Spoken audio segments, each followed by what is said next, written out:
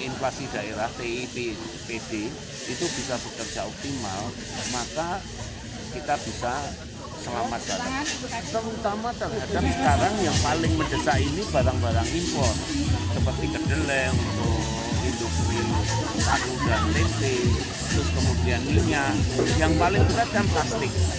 Plastik itu adalah produksi dari minyak dan gas, padahal itu semua pakai. Iya, tinggi sekali.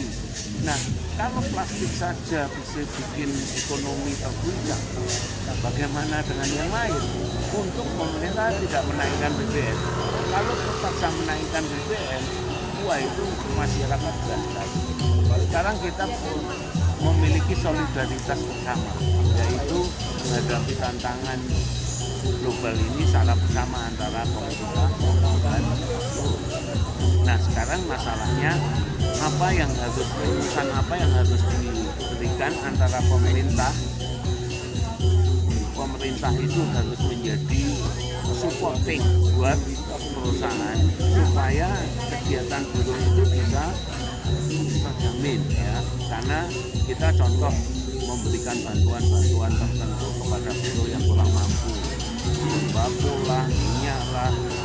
Nah, ini dibutuhkan kesadaran tadi.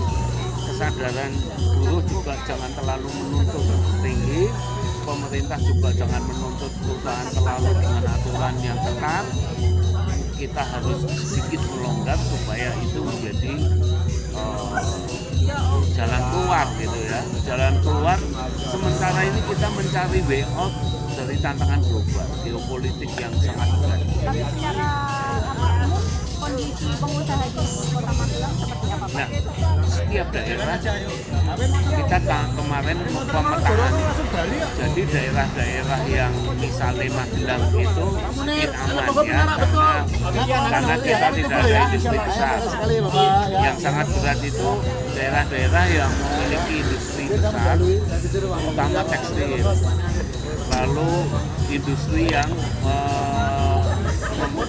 lebih banyak dalam operasionalnya terhadap barang impor. Itu semua mengalami yang sangat berat, terutama tekstil, bahan bakunya impor. Terus ya Pak, kalau soal UMK gimana? Nah, UMK ini kan sebagai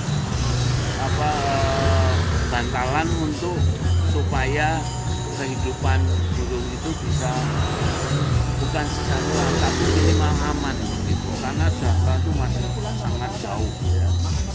Minimal itu namanya upah minimum itu adalah minimum hidup layak. Tetapi inilah yang menjadi tantangan kita sekarang.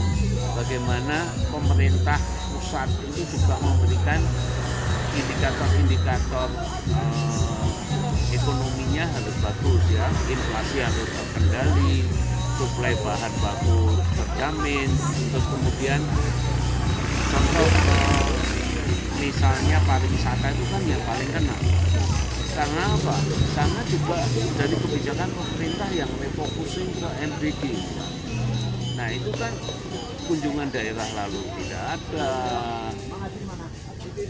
rapat-rapat di hotel dihilangkan, ATK dihilangkan, itu kan mempengaruhi ekonomi kota. Efisiensi di makan minum Iya, juga ya. betul. Terakhir pertanyaan dari YouTube Pak. Tadi itu kan ada pekerja yang upahnya ternyata masih di bawah yang diberikan Ya. sembako tadi.